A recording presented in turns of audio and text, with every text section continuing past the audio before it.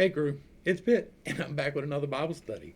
And today we are definitely going to be talking about some things that are a little bit unconventional. So if you are unfamiliar with what is going on here, I hold some unconventional beliefs, and I am holding an unconventional Bible study, and it is highly recommended to start at the beginning.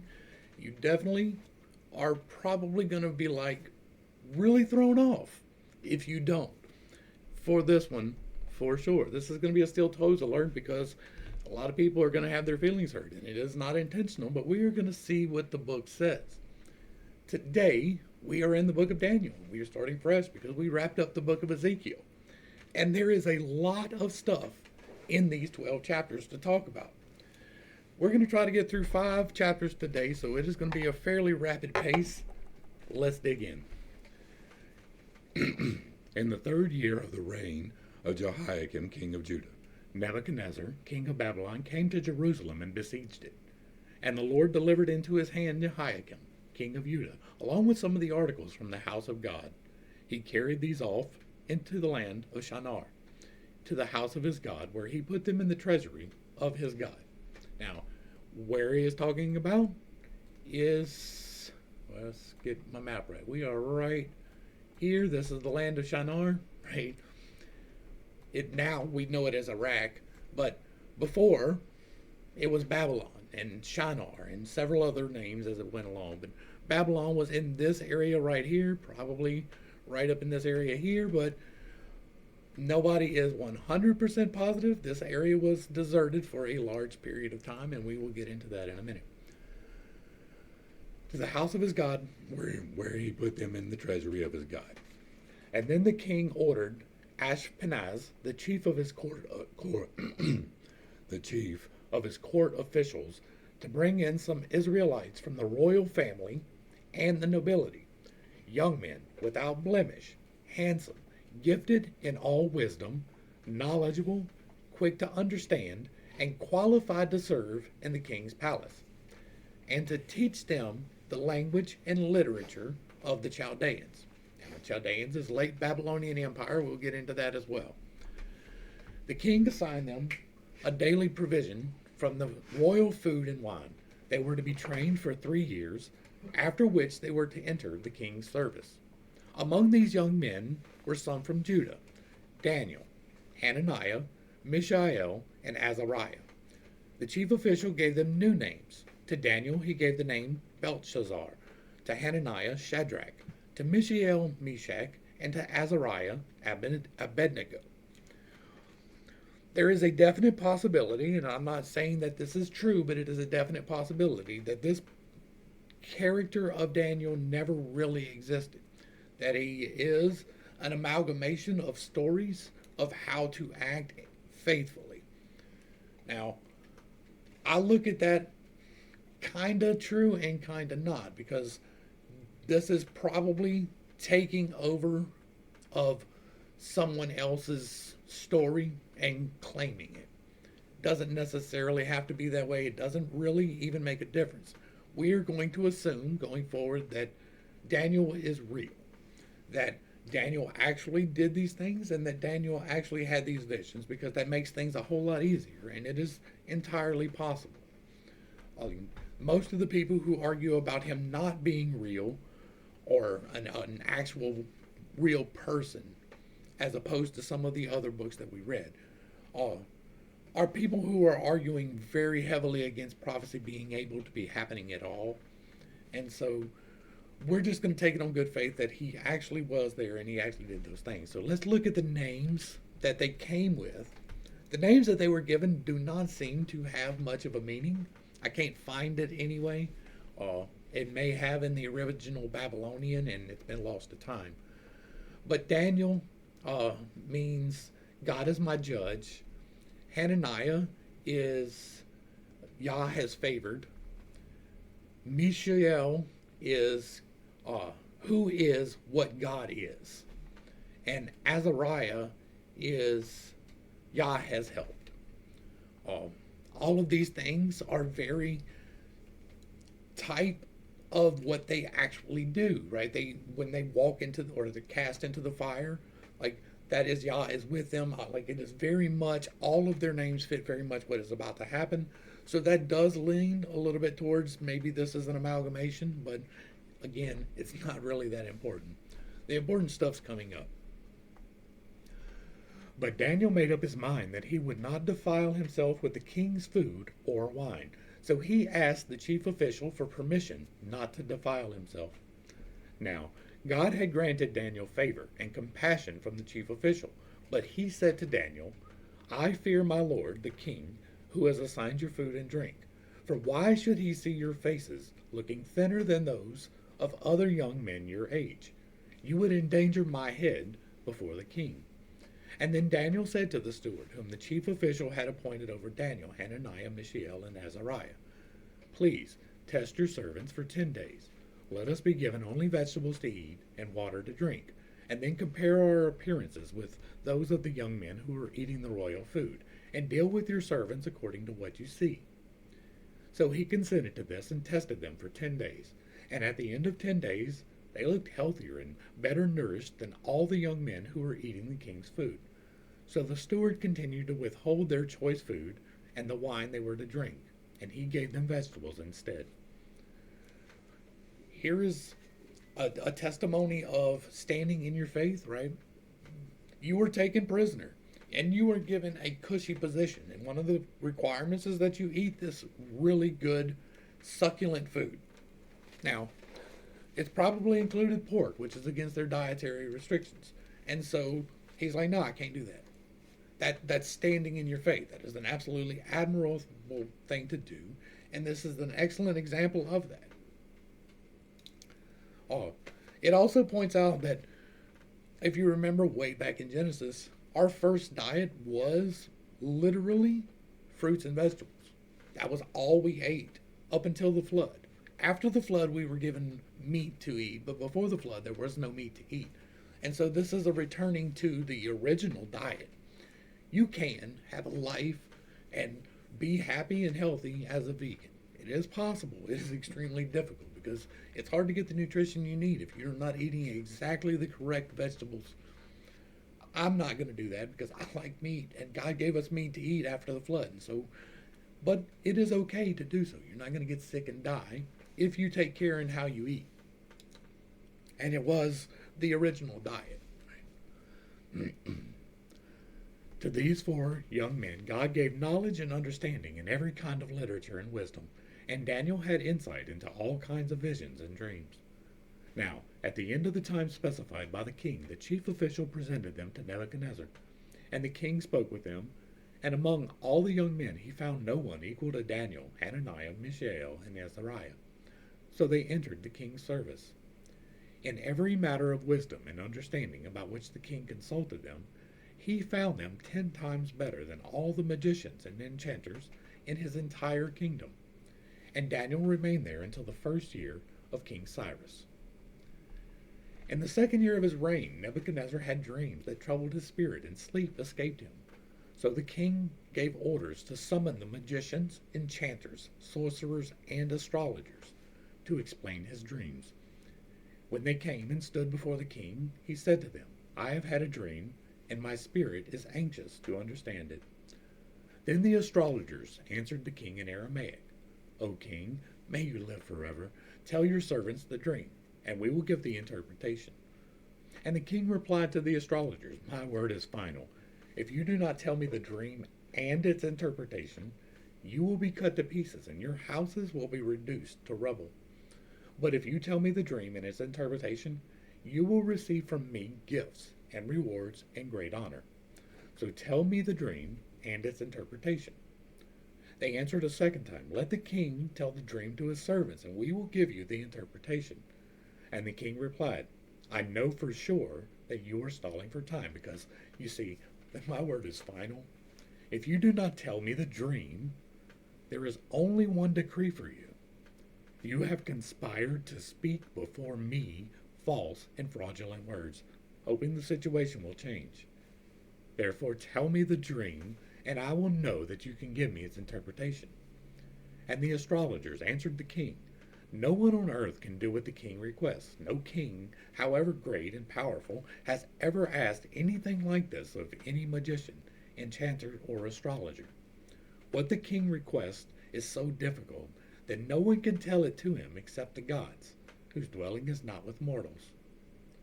This response made the king so furious with anger that he gave orders to destroy all the wise men of Babylon. So the decree went out that the wise men were to be executed, and men went to look for Daniel and his friends to execute them. It is important to note at this point that Daniel is included with all of these people. He has been trained and exceeded them in all ways. That's what we were just told, right? That's what the last chapter said. He was trained with these people and exceeded them in all ways. Now, does that mean that he followed the zodiac and was an astrologer? No, but he had knowledge of astrology. Does that mean that he was an enchanter? Not necessarily, but he had knowledge of enchanting. The things that are listed here, right? Magicians, enchanters, sorcerers, and astrologers, these are all real things. They are all possible things. We have talked about that extensively. Babylon is one of those places where they had some knowledge, just like Egypt was. Remember Egypt in the first or the second city, the one in Egypt? They have knowledge centers spread all over the planet. They're all over the globe. And those knowledge centers each had a different spin on the same types of knowledge, but it was all things that were accessible if you were competent and disciplined enough to do them. Daniel was brought in and taught these things and excelled at them. He was better than all of them.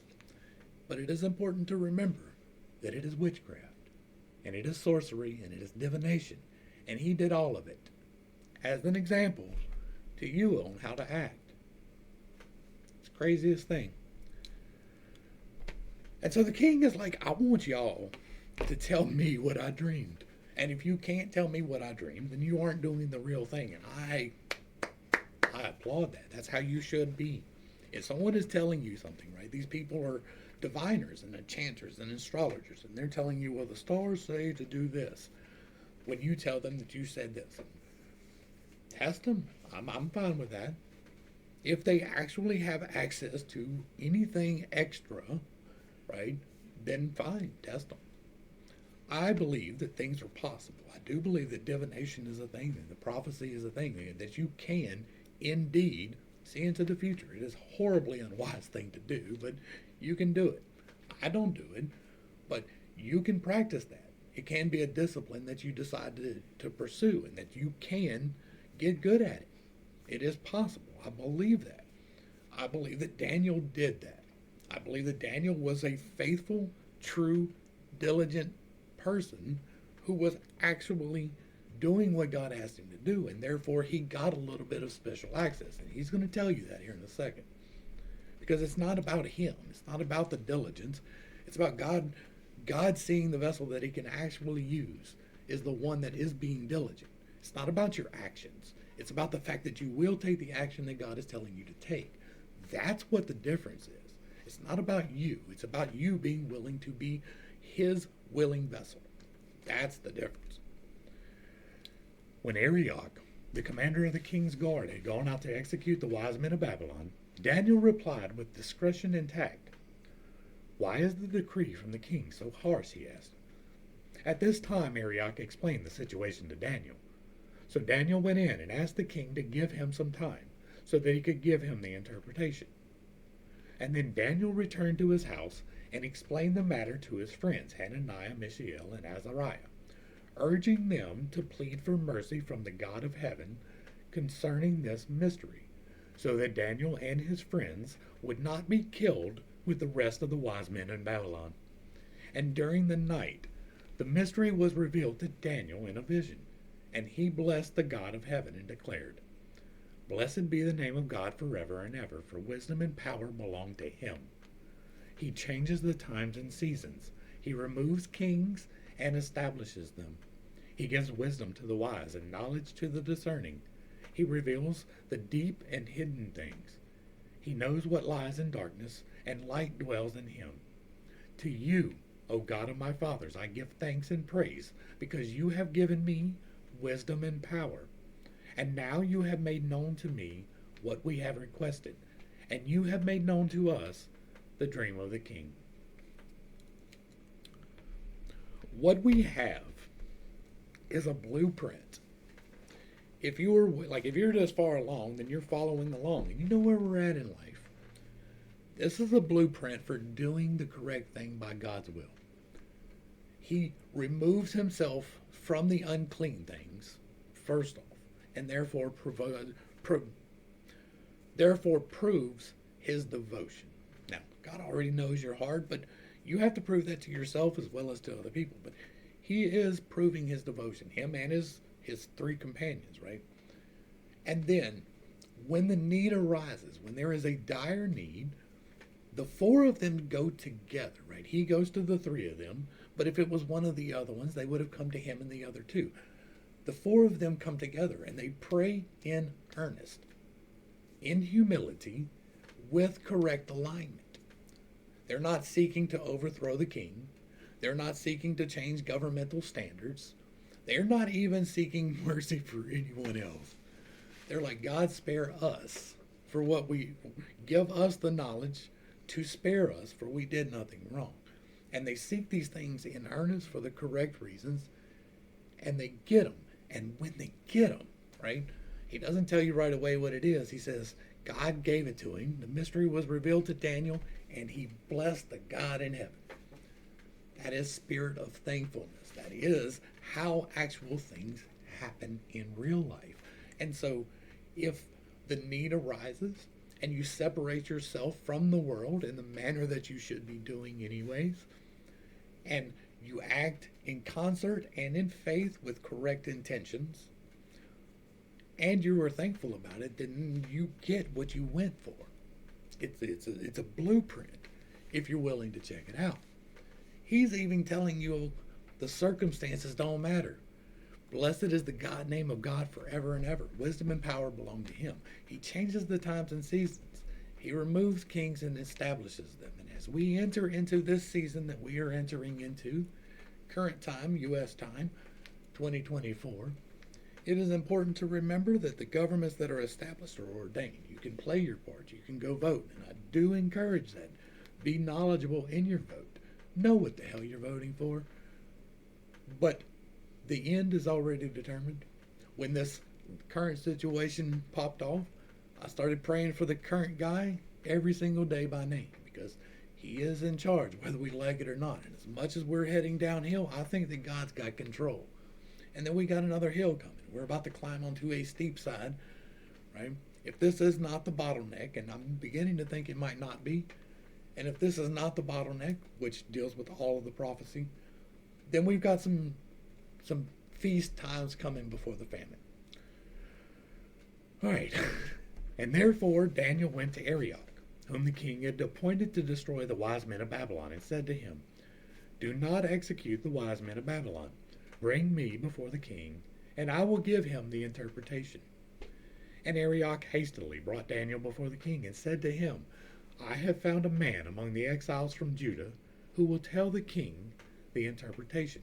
And the king responded to Daniel, whose name was Belteshazzar, Are you able to tell me what I saw in the dream, as well as its interpretation? And Daniel answered the king, No wise man, enchanter, medium, or magician can explain to the king the mystery of which he inquires. But there is a God in heaven who reveals mysteries, and he has made known to King Nebuchadnezzar what will happen in the latter days. Your dream and the visions that came into your mind as you lay in your bed were these. As you lay on your bed, O king, your thoughts turned to the future, and the revealer of mysteries made known to you what will happen. And to me this mystery has been revealed, not because I have more wisdom than any man alive, but in order that the interpretation might be made known to the king, and that you may understand the thoughts of your mind. As you, O king, were watching, a great statue appeared. A great and dazzling statue stood before you, and its form was awesome. The head of the statue was pure gold. Its chest and arms were silver. Its belly and thighs were bronze, and its legs were iron. Its feet were part iron and part clay. As you watched, a stone was cut out, but not by human hands. It struck the statue on its feet of iron and clay and crushed them. And then the iron, clay, bronze, silver, and gold were shattered and became like chaff on the threshing floor in summer. The wind carried them away, and not a trace of them could be found. But the stone that had struck the statue became a great mountain and filled the whole earth. This was the dream. Now we will tell the king its interpretation. You, O king, are the King of kings, to whom God of heaven has given sovereignty, power, strength, and glory. Wherever the sons of men, or beasts of the fields, or birds of the air dwell, he has given them into your hand, and has made you ruler over them all. You are that head of gold. But after you, there will arise another kingdom, inferior to yours. Next, a third kingdom, one of bronze, will rule the whole earth. And then finally, there will be a fourth kingdom, as strong as iron. For iron shatters and crushes all things, and like iron that crushes all things, it will shatter and crush all the others. And just as you saw that the feet and toes were made of partly of fired clay and partly of iron, so this will be a divided kingdom. Yet some of the strength of iron will be in it, just as you saw the iron mixed with clay. And as the toes of the feet were partly iron and partly clay, so this kingdom will be partly strong and partly brittle. As you saw the iron mixed with clay, so the peoples will mix with one another, but will not hold together any more than iron mixes with clay. In the days of those kings, the God of heaven will set up a kingdom that will never be destroyed, nor will it be left to another people. It will shatter all these kingdoms and bring them to an end, but will itself stand forever. And just as you saw a stone being cut out of the mountain without human hands, and it shattered the iron, bronze, clay, silver, and gold, so the great God has told the king what will happen in the future. The dream is true, and its interpretation is trustworthy. All right, we're going to finish it and come back up. At this, King Nebuchadnezzar fell on his face and paid homage to Daniel, and ordered that an offering of incense be presented to him. The king said to Daniel, "Your God is truly the God of gods and Lord of kings, the revealer of mysteries, since you were able to reveal this mystery." And then the king promoted Daniel and gave him many generous gifts. He made him ruler over the entire province of Babylon and chief administrator over all the wise men of Babylon. And, at Daniel's request, the king appointed Shadrach, Meshach, and Abednego to manage the province of Babylon, while Daniel remained in the king's court. Okay, there's a lot to talk about here, and here's where I'm going to start stepping on some toes. This prophecy is not about Israel. You still here? It's not about Israel. This prophecy is about Babylon, all the way through, every bit of it. And so let's look at the current thoughts on it, so you understand where I am different. Babylon is the head of gold, right? And this is just a representation that was fairly decent. Now, what it's talking about here on the right, to a certain degree, right? Babylon was the head of gold, and there is, after them, another king. Another empire takes over when Babylon falls. Nebuchadnezzar is succeeded by the Persian Empire, by Cyrus. And we'll get into that here in this book. But they're the bear, right? The three ribs in the bear's mouth. What is that? There are three distinct empires that are Persian that rule this area. It begins with the Seleucids at the fall, because everybody wants to throw the Romans in, right? But The Romans reached Babylon, or the Greeks, Alexander, they get there. They defeat Babylon, but they don't ever hold Babylon. As soon as that happens, Alexander dies and falls apart. And the Seleucid Empire, right here, takes control of this, right? Now, I've got the wrong map. Where's it at? They do have control right here. This is the Seleucid Empire as it becomes, right? Whenever Alexander falls apart, the four generals break apart, and Seleucid is the empire that takes over. And from there, the Parthians are first, and then the Seleucids, and then the Caesarians, I think. I think I got the order right, but that's the three peoples, right? It's the Seleucids, and did I not pull them up? I thought I had pulled them up. But we're looking at the Persian Empire here, so let's go ahead and,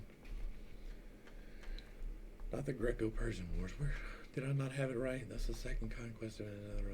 Fall of Alexander to Macedonia. Yeah, here we go. The descendants in later Persian dynasties. So first, the Medo-Persians come in, and then they have the three that rule the area after them, and that is the Seleucids, which is the Phrataka, and then the Parthians take over Babylon, and then it's the Sasanians, which I thought I had all these pulled up. I'm not going to bother pulling them up right now, but they control the same area. It's about Babylon, not Israel. If you get tied up on Israel, then it's the Romans, but it's not the Romans. It really doesn't have anything to do with Rome. Not yet, anyways. And so let's get back to the statue real quick. And so instead of Greece, right, we have this leopard, and that's described later, with 4 wings and 4 heads. This is the caliphates. It is not the Greeks. I know you want to make it Greek in Rome because Alexander made it there, and he defeated them, but they immediately fell apart. And from that, it was the second Persians, really, the Seleucids, take over. And then it's, I got it wrote down because I forget, the Parthians and then the Sasanians. It's 3 distinct empires that control the area of Babylon successively until the advent of Islam. And then Islam comes in and it takes over, right? It takes over the whole area pretty quickly, almost as if it had wings. And that is done by 4 successive caliphs, right? Inside of the Rashidun Caliphate, there are 4 caliphs, right? You have Abu Bakr, Umar, Uthman, and Ali. These are the heads that conquer almost all of the territory that is attributed to the caliphate. They convert a lot of people to Islam, and it's almost as if there are wings going off in 4 directions. That is a real thing that really does take on. Let me pull up the Rashidun. This is the Rashidun Caliphate, and they control the area of Babylon. It doesn't have the map. I thought this one had a map too, but it doesn't. I'm pulling up the wiki. Wiki is not a reliable source, but it is a good place to start for pretty much anything, and people are easily recognize it.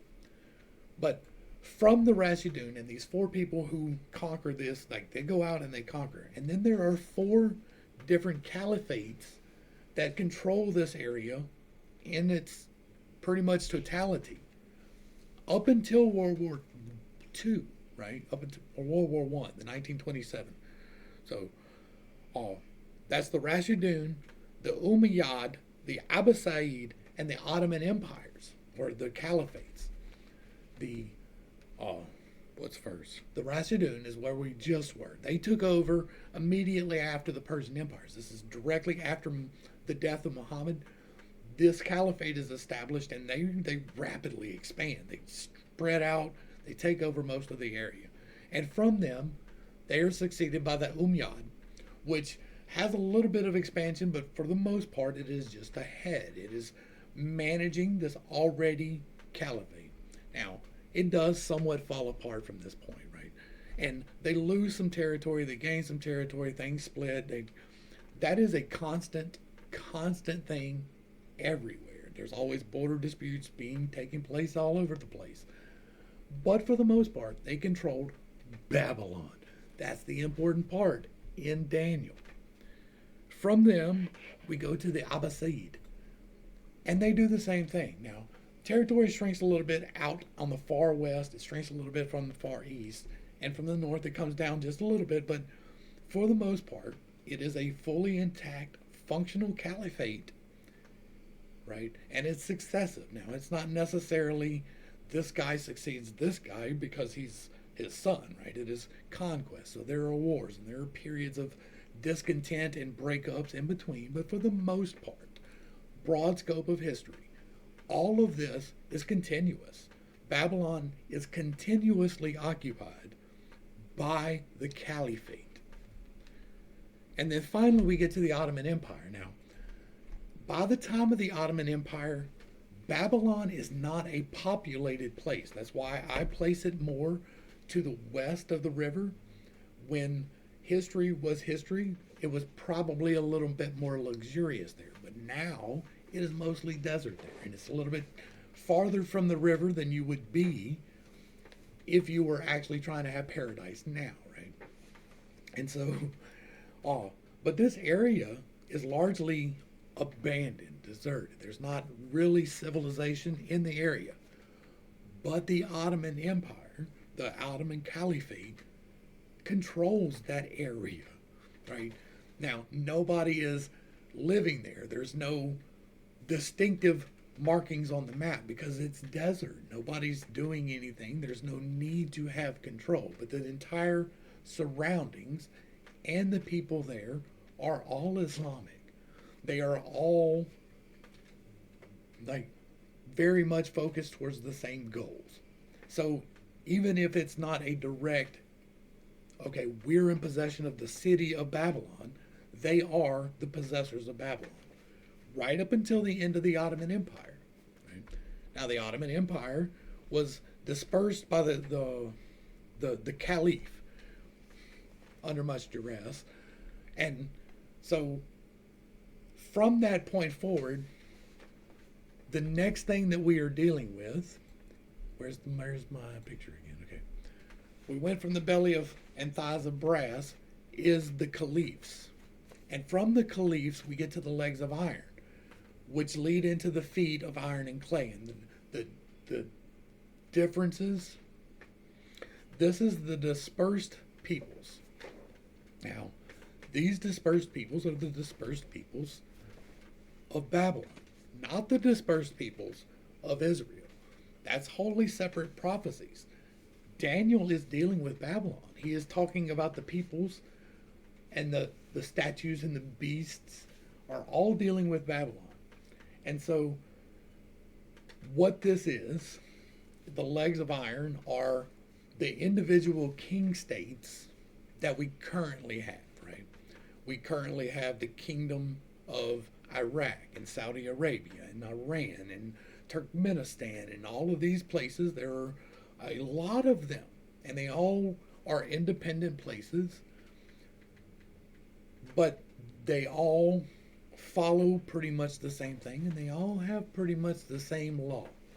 That law is pretty strict, right? It's very rigid, it's very strong, and it's enforced by steel and iron in a lot of places. Now, the feet are what holds it together, and that is two different things, one strong and one a little bit softer, and they get struck by something outside, and it causes the whole thing to fall apart. That possibly is like the stone that strikes the feet is probably even dealing with end times, and it's dealing with, it says not devised by man, right? So it came from the mountain, and it's not devised by man, and it destroys all of those. That's a lot of explanation, I know. But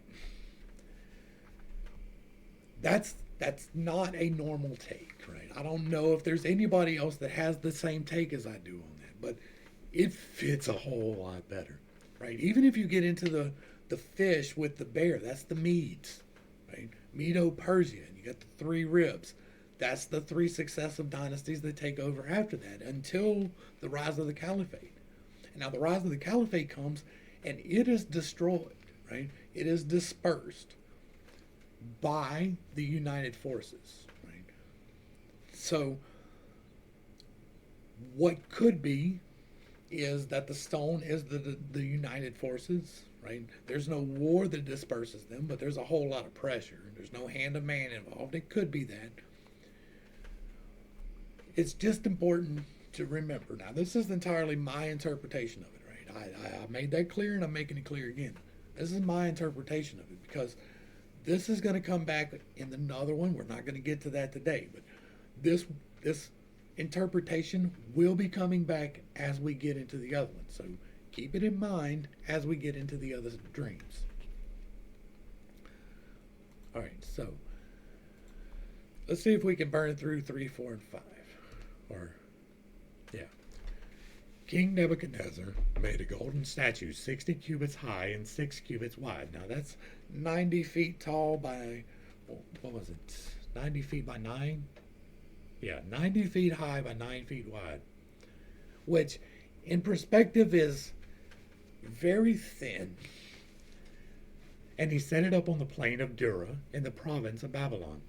Then King Nebuchadnezzar sent word to assemble the satraps, prefects, governors, advisors, treasurers, judges, magistrates, and all the other officials of the province to attend to the dedication of the statue he had set up. So the satraps, prefects, governors, advisors, treasurers, judges, magistrates, and all the rulers of the provinces assembled for the dedication of the statue that King Nebuchadnezzar had set up, and they stood before it. And then the herald loudly proclaimed, "O people of every nation and language, this is what you are commanded.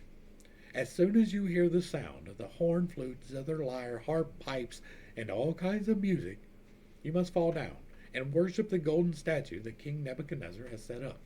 And whoever does not fall down and worship will immediately be thrown into the blazing, fiery furnace." Therefore, as soon as all the people heard the sound of the horn, flute, zither, lyre, harp, and all kinds of music, the people of every nation and language would fall down and worship the golden statue that King Nebuchadnezzar had set up. At this time, some astrologers came forward and maliciously accused the Jews, saying to King Nebuchadnezzar, "O king, may you live forever. You, O king, have issued a decree that everyone who hears the sound of the horn, flute, zither, lyre, harp, pipes, and all kinds of music must fall down and worship the golden statue, and that whoever does not fall down and worship will be thrown into the blazing, fiery furnace. But there are some Jews you have appointed to manage the province of Babylon, Shadrach, Meshach, and Abednego, who have ignored you, O king, and have refused to serve your gods or worship the golden statue you have set up." Then Nebuchadnezzar, furious with rage, summoned Shadrach, Meshach, and Abednego. So these men were brought before the king, and Nebuchadnezzar said to them, "Shadrach, Meshach, and Abednego, is it true that you do not serve my gods or worship the golden statue I have set up? Now, if you are ready, as soon as you hear the sound of the horn, flute, zither, lyre, harp, pipes, or any kind of music, you must fall down and worship the statue I have made. But if you refuse to worship, you will be thrown at once into the blazing, fiery furnace. Then what God will be able to deliver you from my hands?" Shadrach, Meshach, and Abednego replied to the king, "O Nebuchadnezzar, we have no need to answer you in this matter. If the God whom we serve exists, then he is able to deliver us from the blazing, fiery furnace, and from your hand, O king. But even if he does not, let it be known to you, O king, that we will not serve your gods or worship the golden statue you have set up." At this, Nebuchadnezzar was filled with rage, and the expression on his face changed towards Shadrach, Meshach, and Abednego. He gave orders to heat the furnace 7 times hotter than usual, And he commanded some mighty men of valor in his army to tie up Shadrach, Meshach, and Abednego and throw them into the blazing fiery furnace. So they were tied up, wearing robes, trousers, turbans, and other clothes. They were thrown into the blazing fiery furnace. The king's command was so urgent and the furnace so hot that the fiery flames killed the men who carried up Shadrach, Meshach, and Abednego. And these three men, Shadrach, Meshach, and Abednego, firmly bound, fell into the blazing fiery furnace. Suddenly, King Nebuchadnezzar jumped up in amazement and asked his advisers, "Did we not throw three men, firmly bound, into the fire?" "Certainly, O king," they replied. "Look, I see four men, unbound and unharmed, walking around in the fire, and the fourth looks like the son of the gods." Then Nebuchadnezzar approached the door of the blazing fiery furnace and called out, "Shadrach, Meshach, and Abednego, servants of the Most High God, come out." So Shadrach, Meshach, and Abednego came out of the fire. And when the satraps, prefects, governors, and royal advisers had gathered around, they saw that the fire had no effect on the bodies of these men. Not a hair on their heads was singed, their robes were unaffected, and there was no smell of fire on them. And Nebuchadnezzar declared, "Blessed be the God of Shadrach, Meshach, and Abednego, who has sent his angel and delivered his servants who trusted in him. They violated the king's command and risked their lives rather than serve or worship any god except their own God. Therefore I decree that the people of any nation or language who say anything offensive to the God of Shadrach, Meshach, and Abednego will be cut into pieces, and their houses reduced to rubble. For there is no other God who can deliver in this way." And then the king promoted Shadrach, Meshach, and Abednego in the province of Babylon. I have a severe problem here. And you don't have to share my concern, but this story has a problem. And it's not that they are saved from the fire. It's not that they stood up against the king. It's the fact that the king even made them do it. He had just had his dream interpreted. Not just interpreted, but seen by someone else and then interpreted. And he declared that that man's God was God. And then that man said, "Hey, I got these three homeboys. I want you to promote them." And so he does. You can guarantee 100% he remembered their names. So when these men were brought before him for not bowing down to him because they believe in their God, he's not throwing them in the furnace. Not unless he discounts the interpretation of the dream. That's a consistency error, right? That is a problem. It doesn't have to be for you, but it is for me. I believe that this is one of those stories, right? Not everything is recorded faithfully. I believe that there was probably a story of this. This may have even happened. I don't discount the possibility that it did. I just don't see, like the Israelites in the desert not following God after a literal ball of fire leads them and protects them. That I find it hard. I really do. Like, if you are still seeing the ball of fire, it's hard to disobey the ball of fire. It's the same problem here. Like, the interpretation of the dream is fairly recent. And, like, he's not going to forget the circumstances. He was about to kill all the wise men in the entire empire. And the empire's a big old place. And it was stopped by one guy who saw his dream and interpreted it. And that was before this. Because when this happens, they are already in service. They are already appointed to the place where God puts them, which is in charge of Babylon. So the fact that they are tied up and thrown into the furnace is a much bigger problem for me than God saving them in the furnace. King Nebuchadnezzar, to the people of every nation and language who dwell on all the earth, may your prosperity be multiplied. I am pleased to declare the signs and wonders that the Most High God has performed for me. How great are his signs, how mighty his wonders. His kingdom is an eternal kingdom. His dominion endures from generation to generation.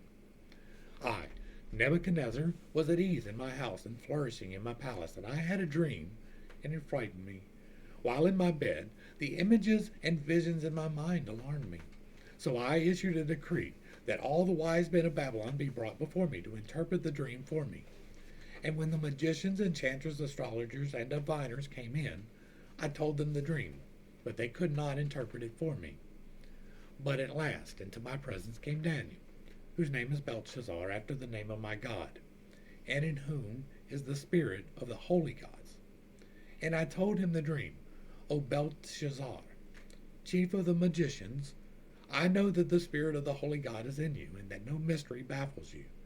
So explain to me the visions I saw in my dream and their interpretation. In these visions in my mind, as I was laying in bed, this came to pass. There was a tree in the midst of the land, and its height was great. The tree grew large and strong. Its top reached the sky. It was visible to the ends of the earth. Its leaves were beautiful. Its fruit was abundant. And upon it was food for all. Under it, the beasts of the field found shelter, and its branches, the birds of the air, nested. And from it every creature was fed. As I lay on my own bed, I also saw the visions in my mind a watcher, a holy one, coming down from heaven. And he called out in a loud voice, Chop down the tree and chop off its branches. Strip off its leaves and scatter its fruit. Let the beast flee from under it, and the birds from its branches. But leave the stump with its roots on the ground, and a band of iron and bronze around it, and the tender grass of the field. Let him be drenched with the dew of heaven, and graze with the beasts of the grass of the earth. Let his mind be changed from that of a man, and let him be given the mind of a beast, till 7 times 7 pass him by. This decision is the decree of the watchers, the verdict declared by the holy ones, so that the living will know, so that the Most High rules over the kingdom of mankind, and gives it to whom he wishes, setting over it the lowest of men. This is the dream that I, Nebuchadnezzar, saw. Now, Belteshazzar, tell me the interpretation, because none of the wise men can interpret of my kingdom can interpret it for me. But if you are able, because of the spirit of the holy gods is in you. For a time Daniel, who was also known as Belteshazzar, was perplexed, and his thoughts alarmed him. And so the king said, Belteshazzar, do not let my dream or its interpretation alarm you. My lord, replied Belteshazzar, may the dream apply to those who hate you, and its interpretation to your enemies. The tree you saw, that grew large and strong, whose top reached the sky and was visible to all the earth, whose foliage was beautiful, and whose fruit was abundant, providing food for all, under which the beasts of the field lived, and in whose branches the birds of the air nested. You, O king, are that tree, for you have become great and strong. Your greatness has grown to reach the sky, and your dominion extends to the ends of the earth. And you, O king, saw a watcher, a holy one, coming down from heaven and saying, Cut down the tree and destroy it, but leave the stump with its roots in the ground, and a band of iron and bronze around it, in the tender grass of the field. Let him be drenched with the dew of heaven, and graze with the beasts of the field, till 7 times pass him by. This is the interpretation, O king. This is the decree that the Most High has issued against my lord the king. You will be driven away from mankind, and your dwelling will be with the beasts of the field. You will feed on grass like an ox, and be drenched with the dew of heaven. And 7 times shall pass you by, until you acknowledge that the Most High rules over the kingdom of mankind, and gives it to whom he wishes. As for the command to leave the stump of the tree with its roots, your kingdom will be restored to you, as soon as you acknowledge that heaven rules. Therefore, may my advice be pleasing to you, O king. Break away from your sins by doing what is right, and from your iniquities by showing mercy to the oppressed. Perhaps there will be an extension of your prosperity. All this happened to King Nebuchadnezzar. 12 months later, as he was walking on the roof of the royal palace of Babylon, the king exclaimed, Is this not Babylon the Great, which I myself have built by the might of my power, as a royal residence for the glory of my majesty? And while the words were still in the king's mouth, a voice came from heaven. It is decreed to you, King Nebuchadnezzar, that the kingdom has departed from you.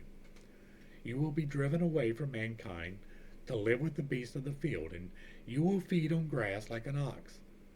and 7 times will pass you by until you acknowledge that the Most High rules over the kingdom of mankind and gives it to whom he wishes. At that moment, the sentence against Nebuchadnezzar was fulfilled. He was driven away from mankind. He ate grass like an ox, and his body was drenched with the dew of heaven, until his hair grew like the feathers of an eagle, and his nails like the claws of a bird.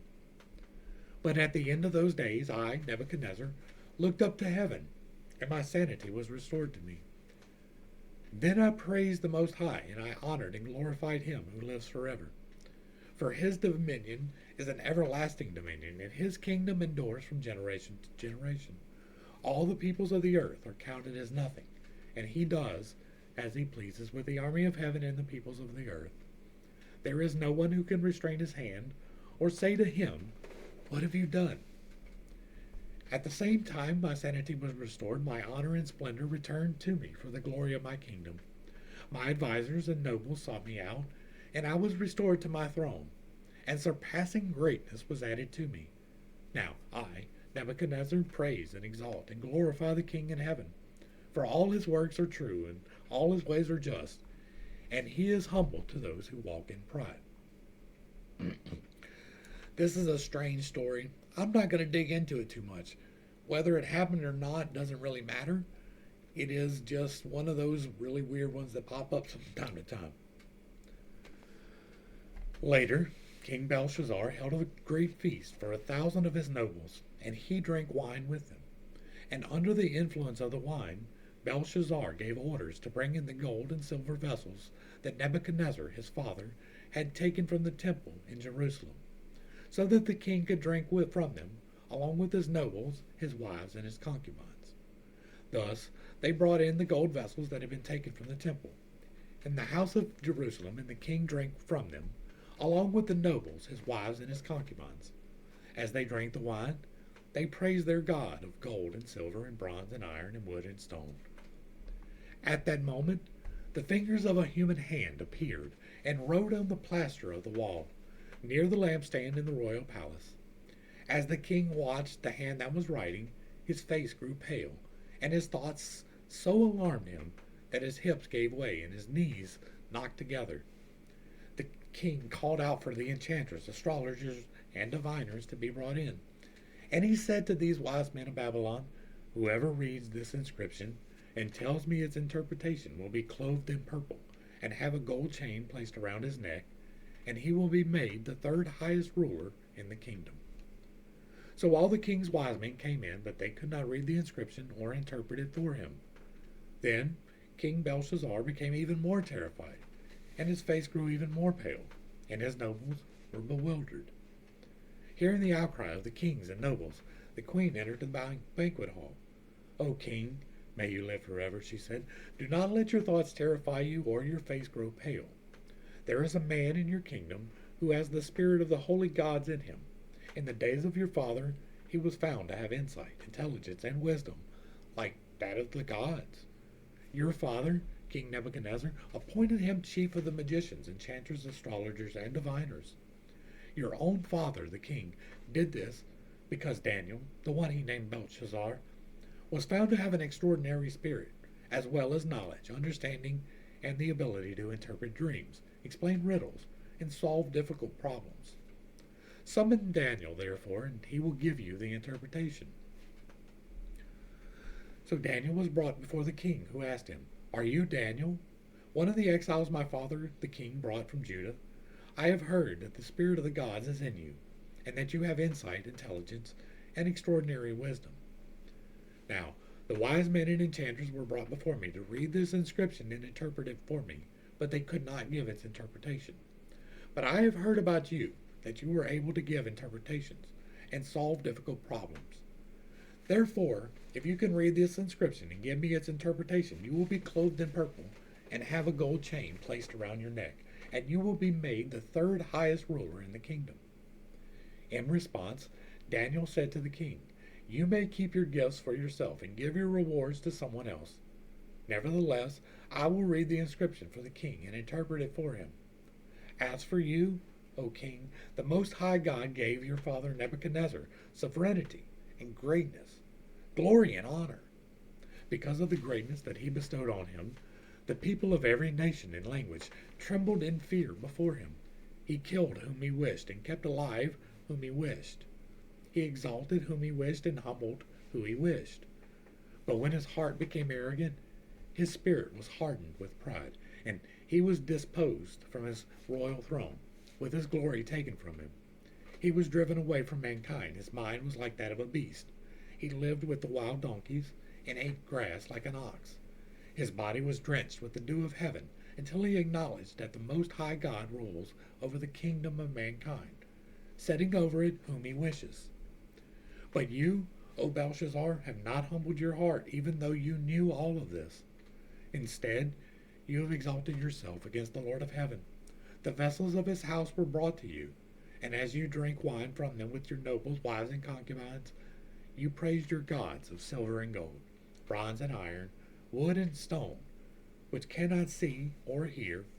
But you have failed to glorify the God who holds in his hand your very breath in all your ways. Therefore he sent the hand that wrote the inscription. Now this is the inscription that was written. Minnect Direct Consultations. And this is the interpretation of the message. Minnect means that God has numbered the days of your reign and brought it to an end. Tekel means that you have been weighed on the scales and found deficient. Perez means that your kingdom has been divided and given over to the Medes and Persians. Then Belshazzar gave the command, and they clothed Daniel in purple, placed a gold chain around his neck, and proclaimed him the third highest ruler in the kingdom. And that very night Belshazzar, king of the Chaldeans, was slain, and Darius the Mede received the kingdom at the age of 62. And that's where we're going to wrap this one up. I know that I stepped on some toes on this one, and I'm sorry, but it is what it is. It is not Rome. I know that Rome makes a nice target, right? Rome may have parts to play later, but right now, this is not dealing with Rome. Rome was not even really a threat to Babylon.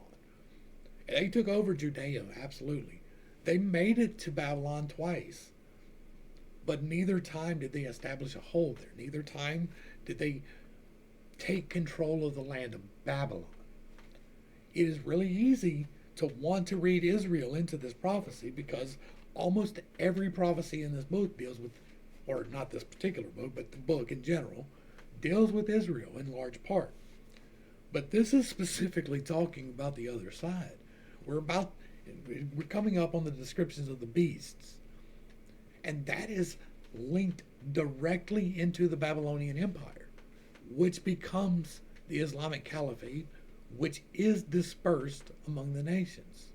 That is important to remember.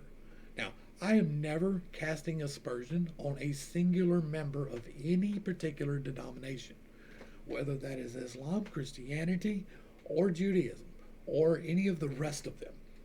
I'm never casting aspersion on any person genuinely seeking God, because I believe that you can genuinely find God in every single one of them.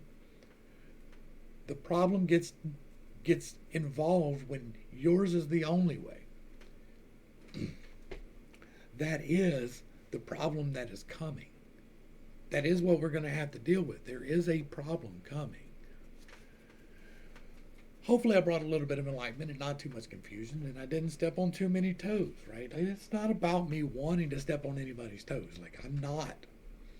But these things are self-evident when you just read them. Now, my interpretation of the three ribs is unique as far as I know. My interpretation of the fish is unique as far as I know. My interpretation of the wings, like all of that, I think was just something that was given to me. Like it leaps out at me. Like it's not me trying to take credit for it. I've never seen anybody else say it, but it leaps at me. I look at it and I'm like, oh, well, that is not talking about Rome at all. It fits, and we will see how much it fits as we get farther into Daniel. So if I didn't run you off, stay tuned. There is more coming. To the crew, thanks for hanging out. I appreciate every single minute that you are here with me, and I am praying for you every single day. Until next time, I love you. God loves you. You are perfect, whole, and complete just the way that you are. And this has been Pit Steak. Peace.